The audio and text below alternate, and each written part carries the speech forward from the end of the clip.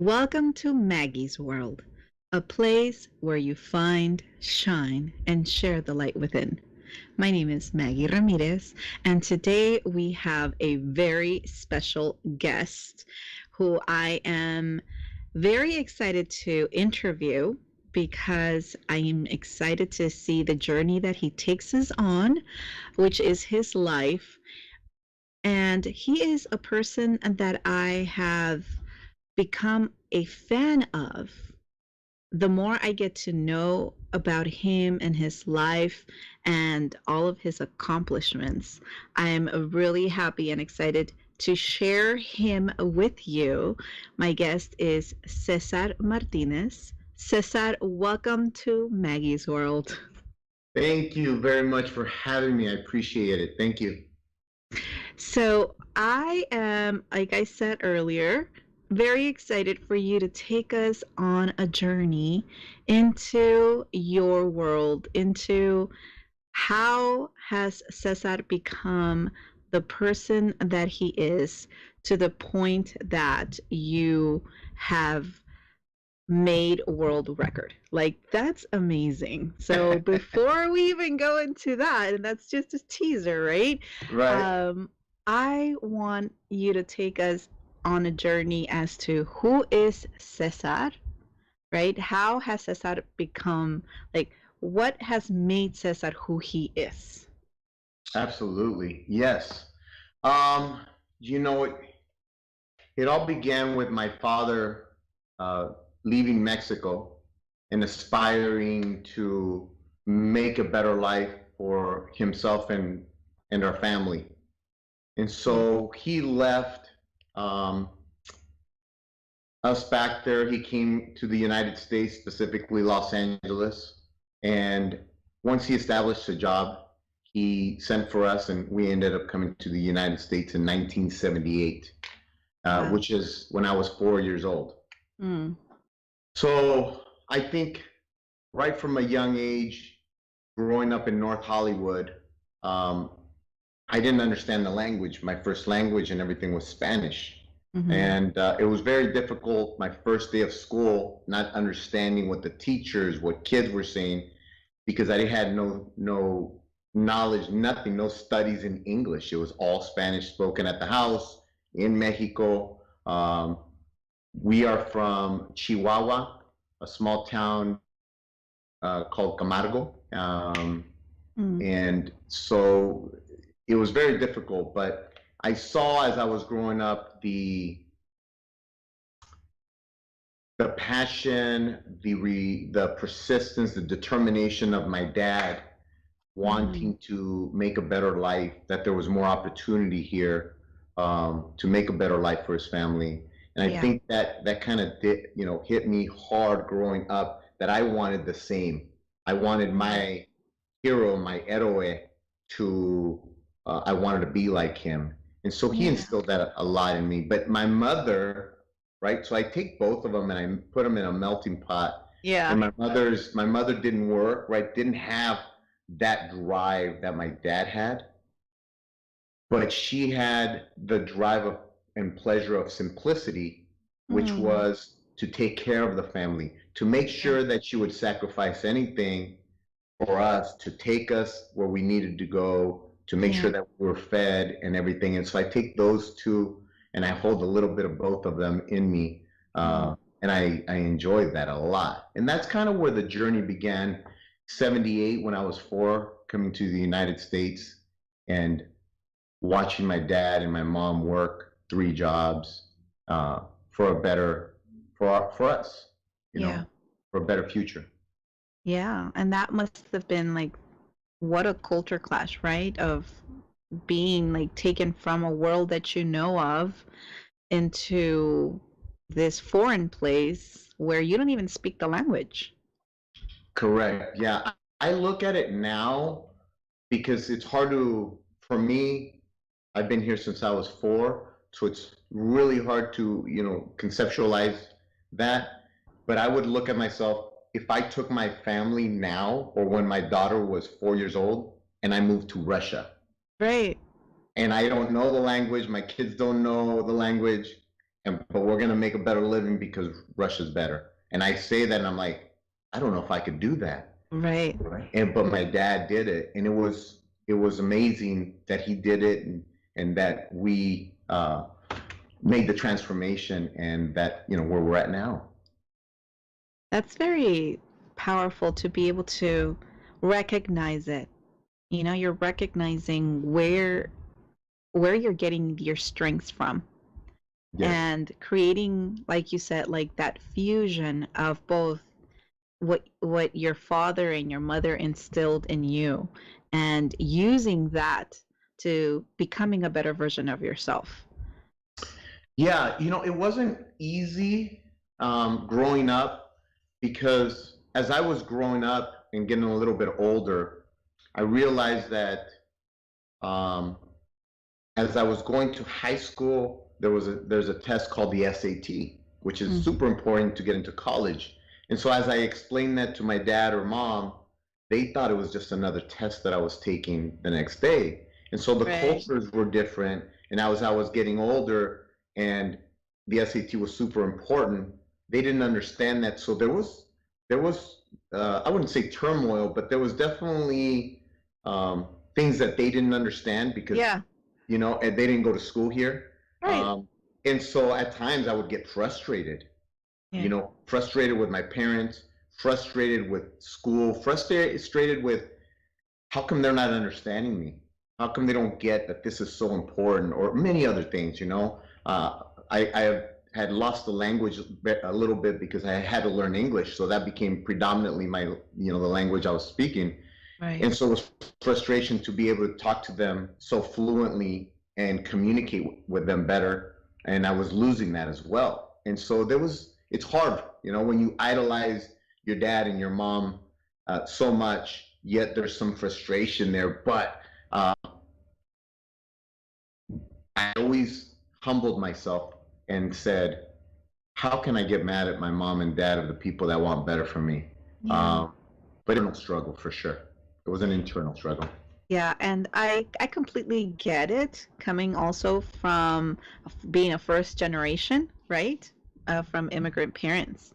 That it's just they lived such a different life and they sacrificed so much in order for us to have a better life.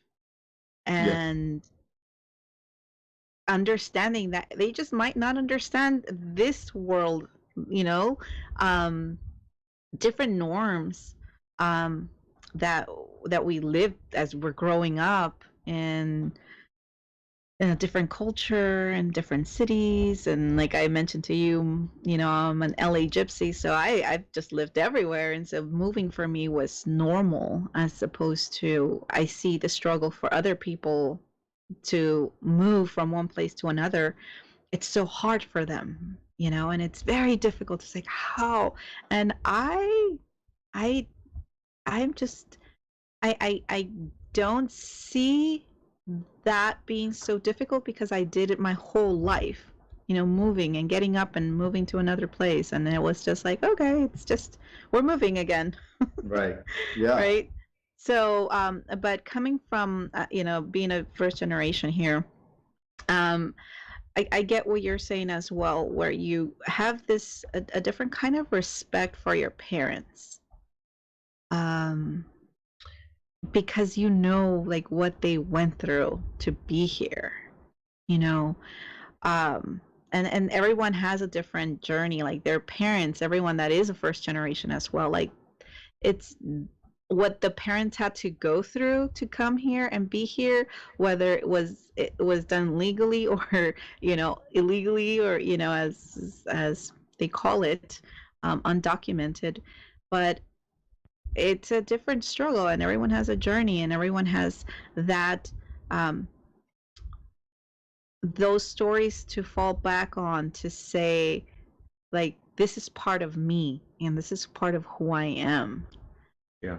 And it's very powerful. Yes, it certainly is. I mean, watching my mom and dad work 3 jobs. My mom and dad delivered the newspaper 7 days a week for the LA Times and the Daily News. And on weekends, we would go with them. clean buildings, to clean offices. And then my dad was a truck driver still, Monday through Friday. And Wow. then they still made time to take my older brother, myself, and my sister to our baseball and softball games. I don't know where they got all that time from. Right? I know. Like, how did you still do that? Yeah, and so we're My super goodness. blessed. I am super blessed. And I picked up all that slowly as I was getting older and maturing, watching, because when Totally. you're a kid, you're just You don't you're see worried it. about I baseball. mean, you do, but not, and you don't value it as much as when Yeah. you grow up. And not only that, then when you become a parent yourself, you're like, oh my gosh, Yes, wow. it You know, slowly they were evolved. super parents. Yeah, it slowly evolved into understanding, appreciation, and then, like you said, and then realizing also that all the work, hard work, sacrifices that they did Yeah. for us. Yes. And so, the best thing we can do is for me, is continue to make sure I do the same for my kids. Right. And I think it's important to share with our children like those struggles and those stories of their generations past, Absolutely. Absolutely. because they get to really see how amazing and the blood that runs through their veins, that it comes from these amazing individuals. And I know you shared a story of and we'll get into that, of like Okay. what also the blood that's running through your veins and why you're so amazing. You're such an amazing athlete. So Thank let's get into that. Like, okay, so you go to college, right? Yes. um and then what happens? So, I'll take you back really quick a little bit. So Okay. I was playing baseball. As I got here, my dad put me in a league to keep me out of the streets, and so he signed me up to Little League Baseball, and he also signed my brother and my sister. And as we were getting older, we were really good. We had good hand-eye coordination. My dad never played. He played a little bit, but he mainly played basketball. And Mm. so baseball was really the Uber, let's say now, the thing that took me into getting a scholarship in college. But Mm. as I got better, I was on some good teams and all-star teams, and the more people you meet. So that journey, baseball took me to going into a private high school, and it paid for my education in a private high school, which is Notre Dame Sherman Oaks in the Valley. Mhm. And from there, I ended up going to college and receiving a Division I scholarship to Cal State University of Northridge for, yeah, an athletic scholarship. And That's so awesome. I played 2 years there with some high-level players, which was awesome. And baseball was my sport. I played second base, and I enjoyed that. I majored in sociology with a minor in criminology. So yeah, so baseball was the transport to get me a better education, Wow. and a better life. Yeah, It's so cool to say that, like baseball did that for me. yeah. And you know what? My dad would always say there'll be a lot of time to work.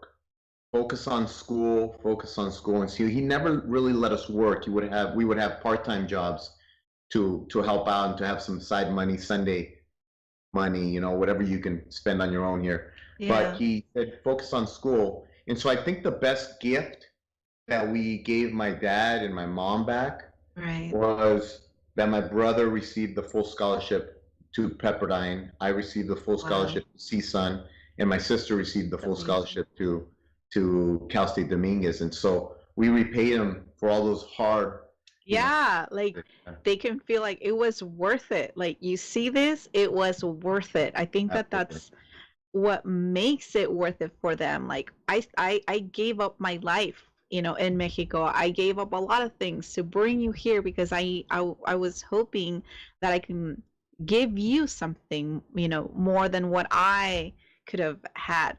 Um, the possibilities that were maybe not for available to them, he wanted, and they wanted, your parents obviously wanted that for you. And Yes. that, seeing you guys reach these amazing goals, like it made it worth it, you know?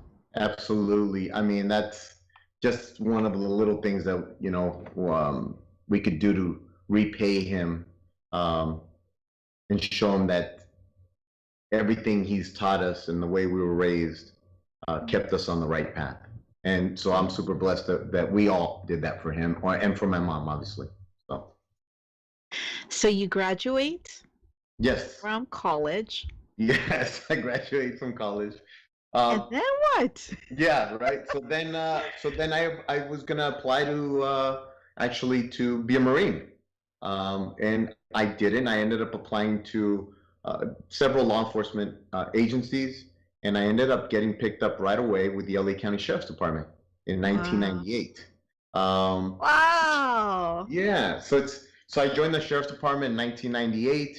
I ended up working uh, the jails first for about 2.5 years. And then I went out to patrol at the station called Sentry, which is in Linwood.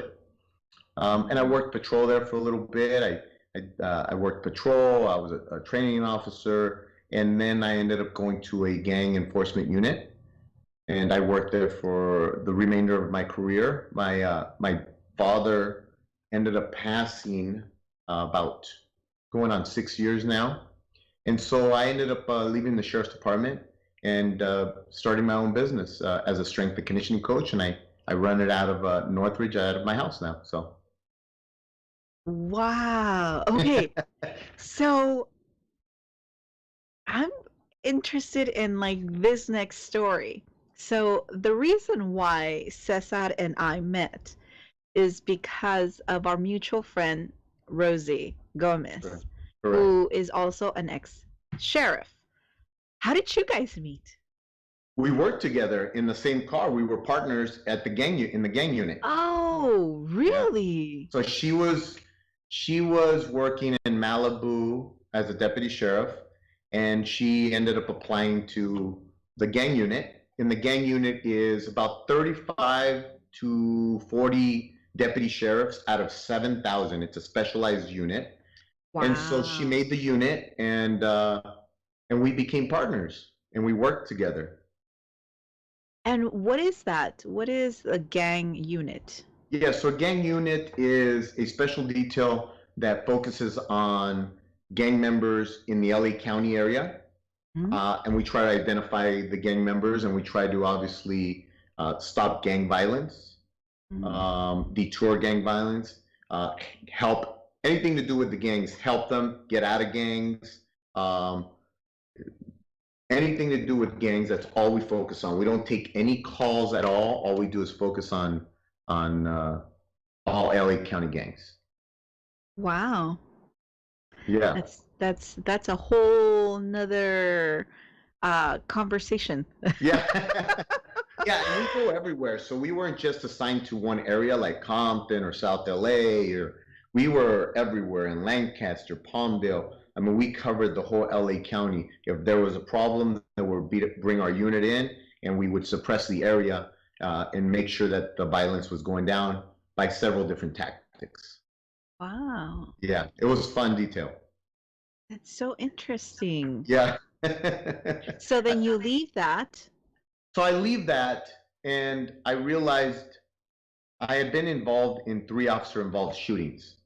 And one of the events, not a shooting one, but I had been involved in a fight with a suspect that I almost lost my life to. And at that point, I believed I was in good shape. I was working out, eating okay. Uh, but it wasn't until after that, and then after I left the sheriff's department, that I realized that I was not in good shape. That stress from the job, bad food choices, and really lack of knowledge of how to train. Um, I was overweight. I was stressed internally and Mm. externally. I was well, led to drinking more. So many different things. And I realized that I should become a strength and conditioning coach and learn more about it and see how I can help out people. And so, my next journey is to help law enforcement officers learn about their, see if I can help them learn about their mind, body, and soul, so that they Right. can better serve the community. And so there's so many different facets that I'm interested in doing, but I'm a strength and conditioning coach, and that's how I led to me being here. So Well, and that is a perfect segue to how we got introduced, correct. right? Yeah. And so Rosie, who is a mutual friend of ours, but also is a partner with you because you um, developed a program with her, right? You're the founder of this amazing project called The Weight of the Badge, Correct. which you and Rosie brought to my attention. And I thought it was just so phenomenal that you want to create something to support the law enforcement, like you said, in mind, body, and soul. And that is how that became a whole new division within the CFI Affinity Foundation, where now we get to work together. And can you talk to us a little bit about that? Like, how did you come up with the weight of the badge, and why is it that you're so passionate about it? Yeah, thank you. No, the weight of the badge is definitely a program that that was a vision of mine, of giving back to a family, law enforcement family that I had seen was overstressed, overworked, not only on the job, but bringing that to the household, and Right, how one of the highest rates of obesity is in law enforcement because of all the stress. right, Also, they hold the highest divorce rate. And so I wanted to give back, and through years of me becoming a strength and conditioning coach and training others, I realized through knowledge is power. And right. so I wanted not only that, with what we have going on in our society right now, I feel that there's a divide based on lack of communication on both Mhm. sides. And so to me is, how can I make, or how can we make a better law enforcement officer, and Mm, thus the law enforcement officer will serve their community better. mm. And it needs to start from that foundation, and the foundation is a law enforcement officer. And so how do we make them better person? How do we make them healthier? How do we make them make better decisions? And it becomes from mind, body, and soul. It Yeah, comes from within, so that they can then serve the public, because that's what a law enforcement officer is. It's they serve the public. yeah. And so if we can make them better, if we can educate them on all those things, making de-stressing, working out better, making proper nutrition choices, being better in the mind, then we can serve the community better, and we can make better decisions. And so I think there, if we Absolutely. start with them first, then I think everything can slowly help to develop in a better place than where we're at right now. Yes, and who better to be there to support them than someone that has been there themselves, Correct. right? Yes, I was there. I was like, I maybe I thought I was overweight, but I probably, looking at the numbers now, I was obese. I Right, was I was big, and it's not just the weight. I wasn't right in my soul, mm, and I wasn't right in my mind. And so we all use something to try to de-stress, and I was choosing alcohol or food right. or something else, Yeah. anger, Hmm. and that's not the way to go. And so learning that now, I want to make sure to give back and help them understand that those aren't the right choices to make to de-stress. Right. Wow. Yeah. That's just so phenomenal. And we met about a little bit over a year ago, Yes, right before COVID. right before COVID hit, They call it pre-COVID now. pre-COVID. Pre-COVID. We are a pre-COVID relationship, friendship. Relationship. See, but yeah, and so we met, and obviously I just like am a fan of both of you and Rosie and what you want to create and what you're doing. But then you also shared your own personal goals of what you wanted to do and the direction that you were heading. And I know that back then you had mentioned that you wanted to do that Ironman competition and that you were working out for it and all that. And it didn't end up happening the way you thought it would, but what you are actually doing as it is, you just took it on to a whole nother level. That's what I personally think. So can you share Sure. what how what happened because of COVID that shifted that path that you thought you were going to do that full Ironman and now are currently doing what you are currently doing? And I'll let Yeah, you explain. sure. So, when we met pre-COVID, we spoke about, trying to create the program for Weight of the Badge and everything that's happening and helping law enforcement and their families. And I realized that I have to lead by example. Mm. And leading by example is what I'm trying to do. And by doing that, I meant putting myself, my health and my nutrition and my mind and body and soul in that spot. And so during that time, I had already envisioned doing an Ironman and doing a world record. I started running some marathons, and I kept on seeing that there's more. Once you do something, that there's more, and that you can do more, and that the body and the mind can take you into some cool places if you allow it to go there. Yeah. And so the record of what's called the 30 for 30 for me began by a guy named James Lawrence. They call him the Iron Cowboy. And he set a record in 2010 with 22 half Ironmans in 30 weeks. A half Ironman is a 1.2 mile swim, a 56-mile bike ride, and a 13.1 mile run. In that order, from swim, bike, run, and consecutively. You have a transition period between all of them, and you have to do the whole event under 8.5 hours. Yeah. You have to complete that in order for it to count. So when I saw the record, I saw something that was attainable for me. I also saw something that was hard, but attainable. My mind made it attainable, meaning I know I could do it if I put my mind, body, and soul into it. But I knew it was going to be difficult, and I was going to have to sacrifice a lot. Yeah. Time with my family, sacrifice so much, my body taking all that every week. Because it's 30 and 30, Currently, I am at 25 in 24 weeks right now. Wow. So you broke the record how many weeks ago?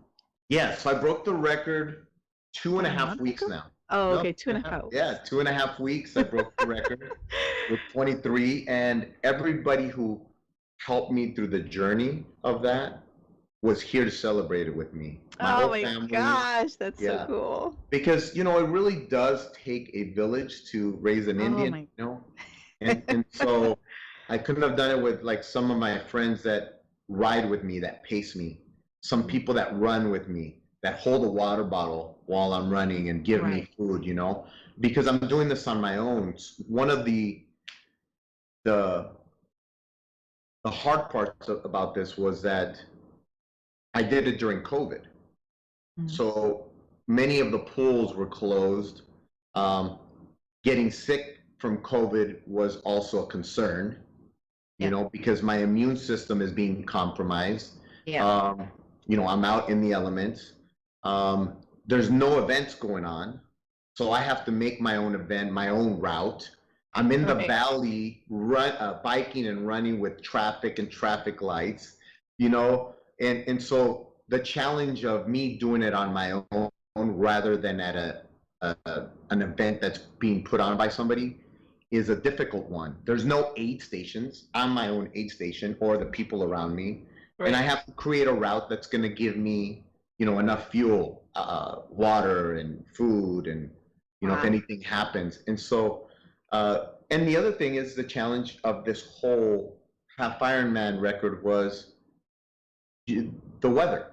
We went from November 1st when I started it to April right now, and you go through change of seasons. You have rain in the valley. We have a lot of wind. Um, this weekend it's gonna be warm, and so you have to battle all the Mother Nature elements as well, which is a challenging aspect of it as well. Absolutely. And you're at 25 and 24 weeks, you say? Yeah, I just hit 24 weeks. I'm at 25, and so this weekend. That's so cool. Yeah, thank you. So this weekend I am doing a full Ironman on Sunday. So a full Ironman is 2.4-mile swim, 112-mile bike ride, and a 26.2-mile run, which is a full marathon. And that has to be done under 17 hours. And you're doing it this Sunday? This Sunday, beginning at 4 in the morning. I'm gonna begin. I hope I'm done before 8 o'clock at night. Gosh, Cesar, that's so amazing. Like, this is so great because, I mean, anyone watching this can just look again. One of the things I mentioned to you is how anyone listening to this conversation, like just the amount of admiration that you're gaining as you're sharing your story and you're taking us on this journey. I mean, oh my goodness, you're at 25 and 24 weeks, and you're doing a full Ironman this Sunday on top of that. Correct. Wow. Yeah. No, thank you. Just I think amazing. everybody's always looking for stories of adversity, right? Strength through adversity, or these people that run a marathon and they're blind or something like that. Yeah. I had a great family. I didn't have a lot of adversities. The only adversity I ever had was, and I have now, is I deal with a weight problem that I've always dealt with. I've been overweight. I don't have a runner's body, and a runner's body is more of a lean muscle, carries less weight. And so for me to actually run 26.2 or run an ultra marathon like 100 miles like I've done before is a very challenging thing. Mm. And to me, that's my strength through adversity. That's and I didn't begin, and this whole journey only started in 2017. I had only ran 2 marathons before that. Other than that, I had run some 5Ks, some small things, stayed healthy. But in 2017, I've set a world record, and I'm going to continue to set some records. Actually, a new record just came into my attention, which was, yeah, right. I found out that if I do more than 31 in a year, so more than 31 in 52 weeks, I actually break another record, because the record is 31 in a year. Yeah. And so my goal was 30 for 30. Why not just do a little more? Yeah. So there you go. I'm going to do more. That is so cool. Yeah. That's so phenomenal, honestly. That is just any person watching that has ever had any desire of doing any kind of challenge can see you and be inspired by you. Literally with any kind of challenge that they, or goal that they set their mind to.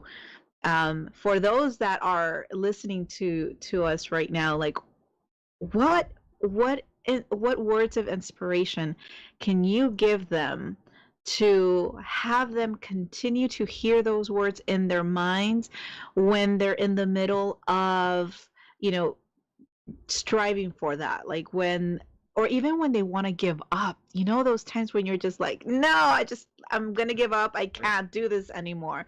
Like, what words of inspirations do you have for them? Yeah, I mean, there's so many things. It is a process, but I think the one thing that everybody needs to understand is that journey, and it has to be your journey. It really is. I think the best thing I can say is that we all gain strength through adversity, whether it be physical, mental or internally. And so we need to learn to appreciate or understand pain. And what I mean by that is that physically running 26.2 miles or 3 miles for another person that has never ran in their life is to understand that that pain is going to make them better. Slowly, it's a process. And before they know it, they're going to be running 4 and 5 miles or 6 or whatever their journey is. And so sometimes we need to fail in order to overcome. And we learn from that. We learn from adversity. We learn from falling. We learn from failing. And as long as we learn from it, as long as we understand it, and then we don't give up, and that we continue to say, why did I fail? Why did it happen? Why is this happening to me right now? But it will get better, and we continue to persist and overcome, then we will all be better, you know? Mm. Yeah. So Yeah. tell us about what you're doing next year. That is just crazy talk. I mean, Yeah, I love it. what?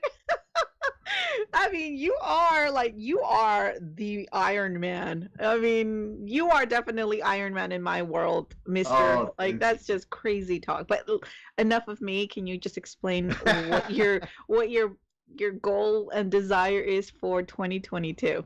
yeah. So as I was doing this challenge and world record, and I wasn't even done with it. I was close to being done, probably on number 22 or 21.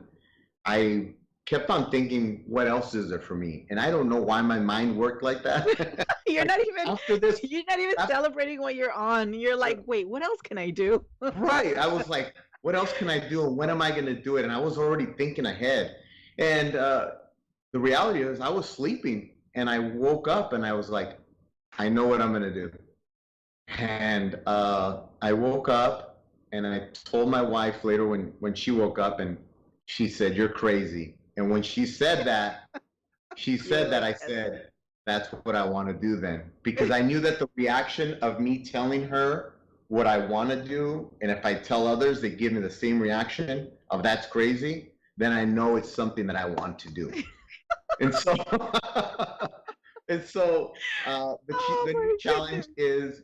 The new challenge is 50-mile run every day consecutively for 50 days. And so 50 for 50. 50 for 50. Oh yep. This was 30 for 30, and now we're going 50 for 50. That is just crazy. Honestly, your wife is so right. You're crazy. 50 miles every day consecutively for 50 days, Cesar? That's 2 marathons a day, 2 marathons a day, and that's 2,500 miles in 50 days.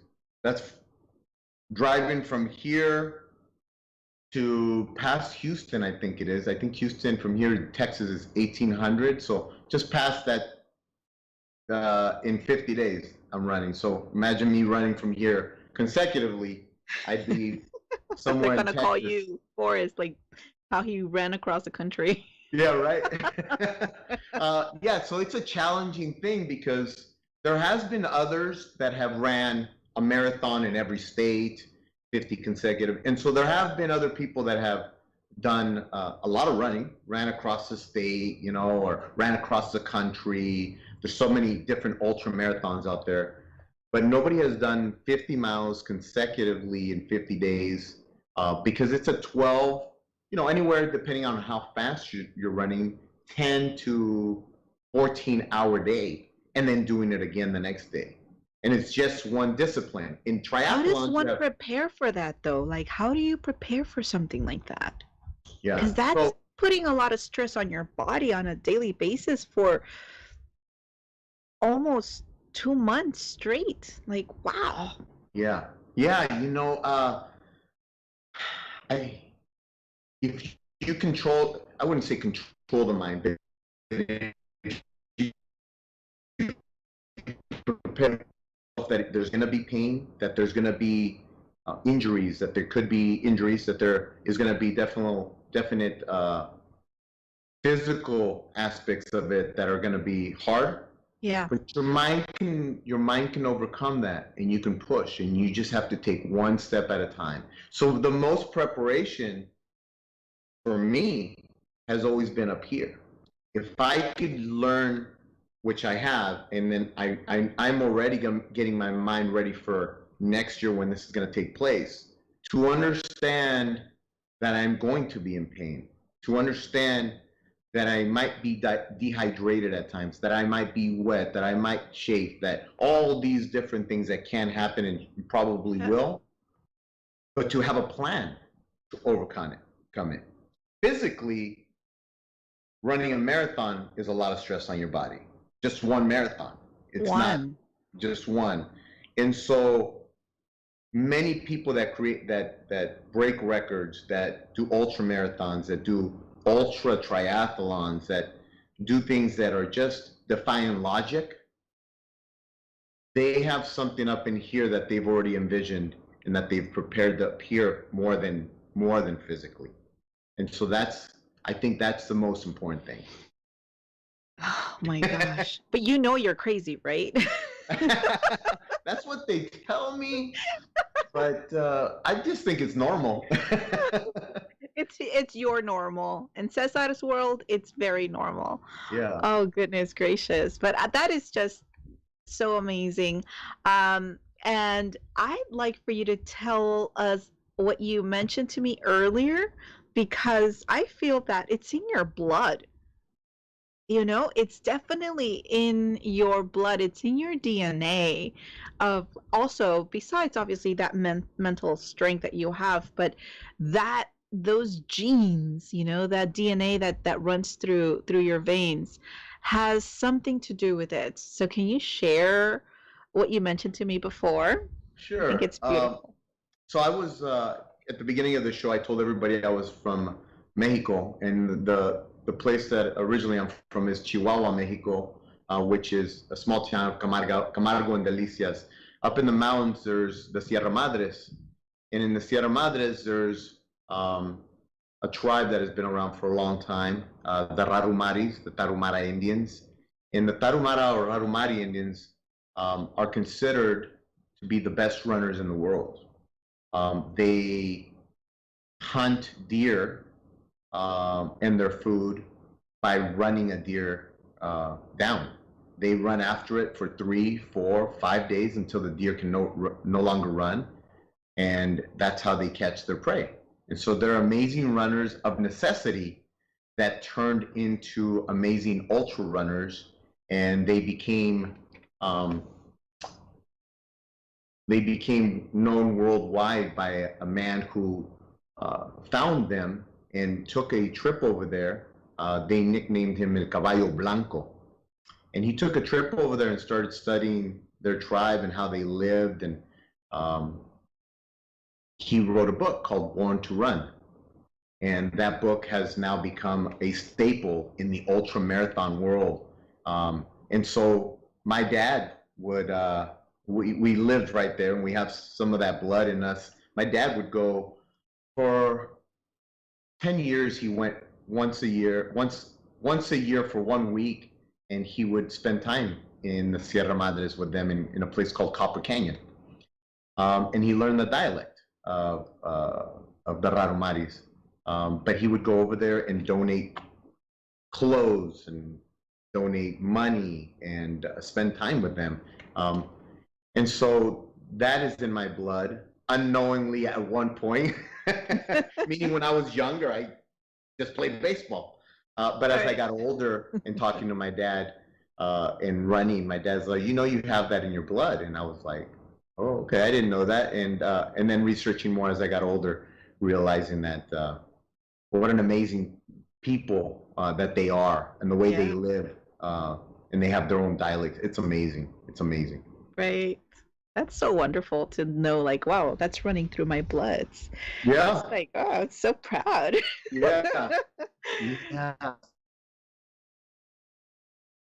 Well, So I actually ran like 2 years ago. I ran a 100-mile run in Arizona, and while I was there, the race is called Across the Years.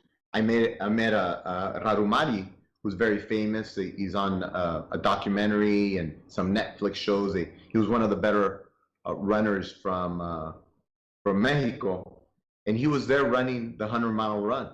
And I took a Wow. picture with him and met him, and it was awesome to see. And they run in their traditional clothing, which is like a skirt, Mhm. and they also run in sandals Yeah. that are like tire treads underneath. Um, and it's amazing. They're amazing runners, amazing people. Wow. That's so awesome that you got to Yeah, meet him and that you got to actually experience running with him as well. absolutely. That's pretty cool. While I'm over here in my Brooks shoes and The, there, the more modern version. right. There's actually, I think, a show on they did on 60/60 or on some sports channel I saw a while ago where they brought the best runners in the world from Kenya, from the United States, from Canada, from everywhere, from Mexico, and they brought two of the brothers from